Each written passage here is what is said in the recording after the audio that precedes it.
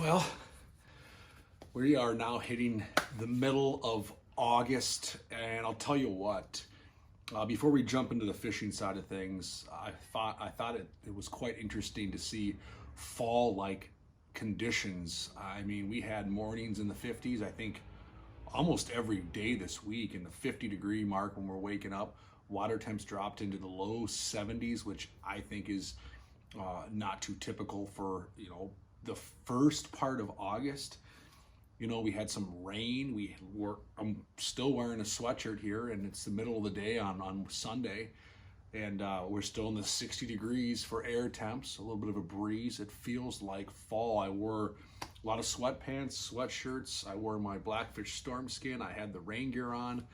Oh boy, quite a bit, especially on Friday. I wore the rain gear the entire day. It literally rained, if not poured, the entire time we were out there. And it was chilly. So we had a little bit of a pool party yesterday afternoon for a couple of my kids. And I say pool party kind of loosely because they barely swam. It was 68 degrees out, overcast, a breeze. These kids weren't swimming. They should have been all over the pool in mid-August enjoying it, but we're just seeing some abnormal conditions as far as I'm concerned. The rain was welcome though, because I'm looking out of my yard right now. It needs it. So this rain was welcomed for many different things, not just fishing. Lake levels rose just a hair. We're in a big drought here in central Minnesota through the Twin Cities.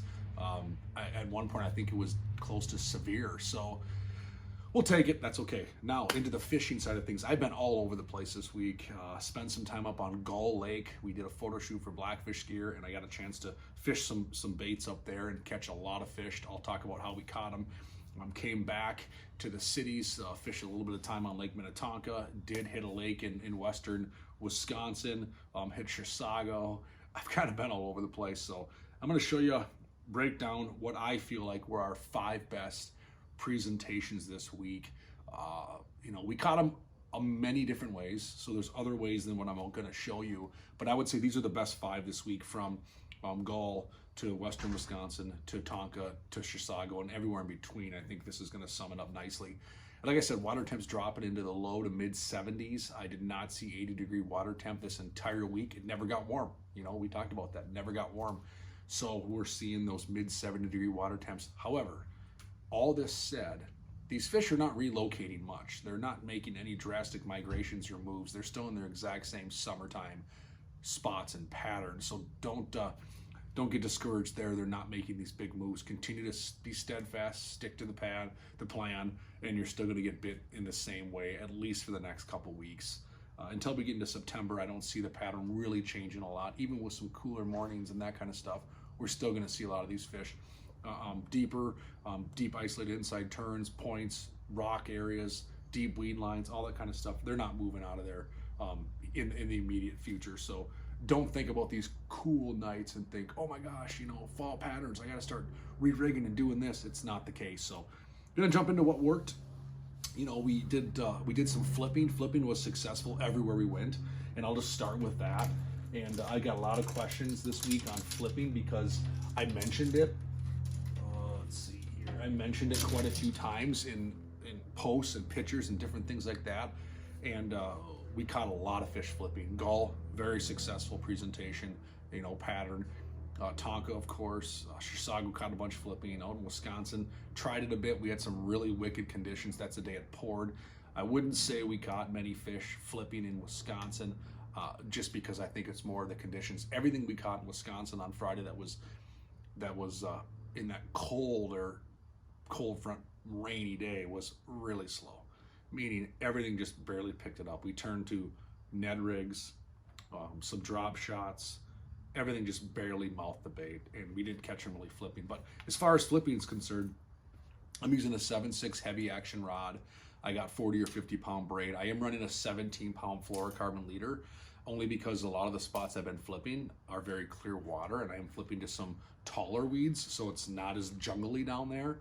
Now, if I'm flipping into heavy cover, like just matted up pondweed, coontail, milfoil mixed with a variation of other weeds, lily pads, all that stuff, I'll go straight braid and I don't feel as concerned. But for this sake, I did do a fluorocarbon leader. I'm using a Corrado DC from Shimano. It's nice because I can just, it's so simple. This digitally controlled reel for the money, in my opinion, is worth every penny. And I'm just pitching around, and I'm using 4/0 or a 5/0. I'm using a Trocar worm hook there. I got a 1/2 ounce tungsten bullet weight, and I'm actually using a juice craw tube. I caught a lot of fish on a craw tube. I used a variation of different kinds of beaver type baits. I used the Mr. Twister flipping out, caught a couple fish on that. It worked pretty well, but this craw tube seemed to really seal the deal.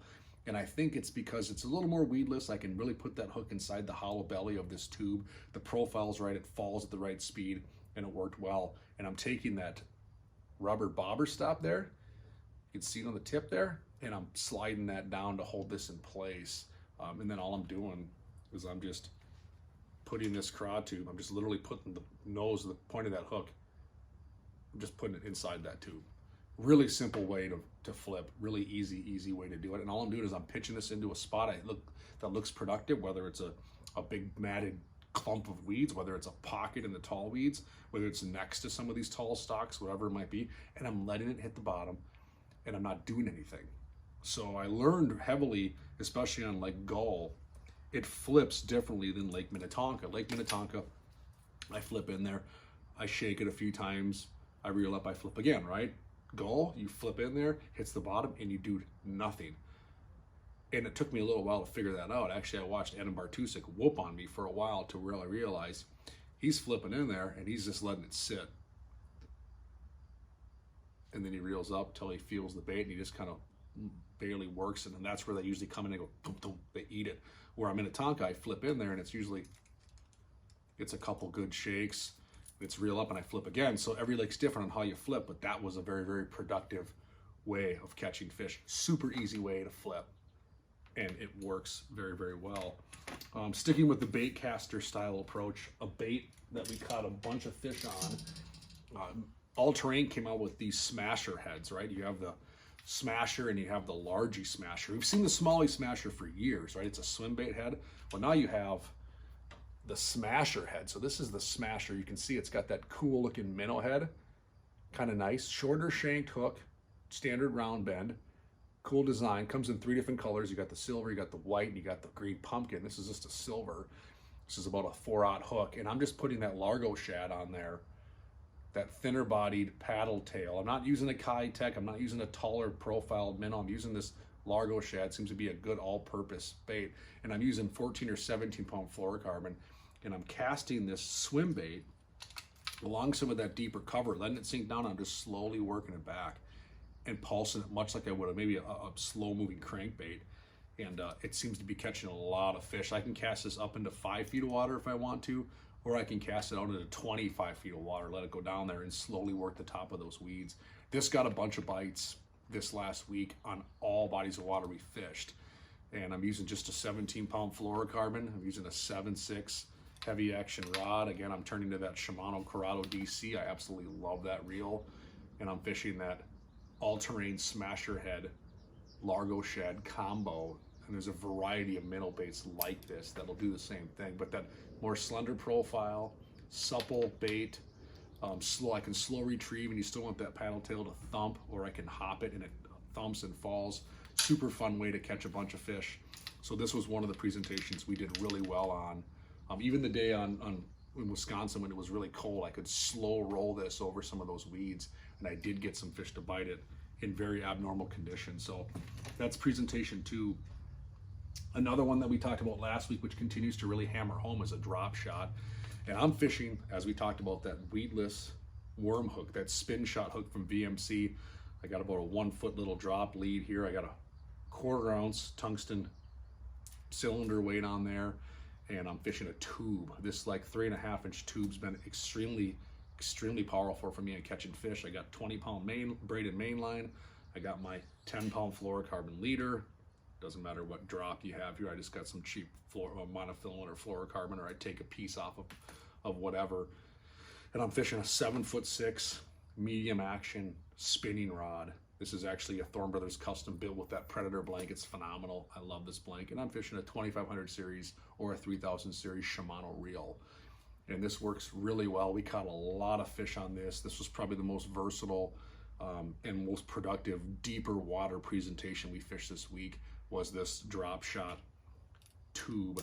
And again, I'm fishing that weedless worm hook. I can bury this tube hook point right in that tube just like this. Now this is 100% weedless. Now I can throw this pretty much in any kind of cover, and this caught a pile of fish. Did really well on Gull, did okay in Wisconsin, caught a pile of fish on Tonka, pile of fish on Chisago area, and this was a very productive presentation. So that's another option, is a drop shot tube. We drop shot roboworms, flirt baits, flick baits, all that kind of stuff. It catches a bunch of fish. This seems to really weed out some of the larger fish and get those bluegills and crappies away from you. So I switched to this tube the last couple weeks, and as you've seen, I've talked about it a bunch because it's catching fish. So that's been a good go-to presentation. Next, the Ned rig. I've been fishing that Ned ringer from Mr. Twister a lot. This got me probably more bites in Wisconsin than anything else, more of a smaller, more supple, finessey presentation. This really slayed on Chisago. This caught our biggest fish this week, was just this little Ned ringer. Super cool bait. They are hard to find in the stores, so you're gonna have to go to MrTwister.com to find these. I get that question asked all the time. And I'm just using a Z-Man Ned head chartreuse. You guys know me. And I'm using that green pumpkin. I'm using sprayed grass. I got a variety of different color of baits that I'm catching them on. You may have seen a picture today of like a 5.5 pounder caught on this exact lure. Actually, this exact setup that I'm holding right now. I'm using a 7-foot medium light action spinning rod. I got a 3000 series Vanford spinning reel from Shimano, 20-pound main braid, 10-pound fluorocarbon leader, and I'm going to town. Super fun bait to fish. You cast, you let it do nothing. Remember, the reel's designed to pick up slack. The rod's there to do the work. Hook sets are free. You feel a bump, you set them, but man, on a lot of days, they seem to just really, really chow this Ned ringer. That's bass candy at its finest, and it catches a pile of fish. Big believer in it. Super happy Twister came out with that bait. I sound like a broken record, but it's true. We catch a lot of fish on it, and it's earned a forever starting spot in my lineup. And last but not least, we did fish the Wacky a bunch. We haven't talked about Wacky rigs much in the last, oh boy, month or so, but we've been turning to docks, and we've caught some really big fish on docks. And I've been wacky rigging that Mr. Twister pocket fry. So not the Cometa, not the Senko style bait, but a pocket fry. You can see it's a smaller profile bait. It's got dimples and ribs. It falls a little slower or a little different in the water column, kind of catches the water a little more than a flat style worm bait. I'm using a 1/0 hook here. This is actually a saltwater tarpon hook from Gamakatsu. I'm using a fluorocarbon leader. I got my 20 or 30 pound main braid line. And I got a medium action custom Thorne with my 2500 or 3000 series Shimano.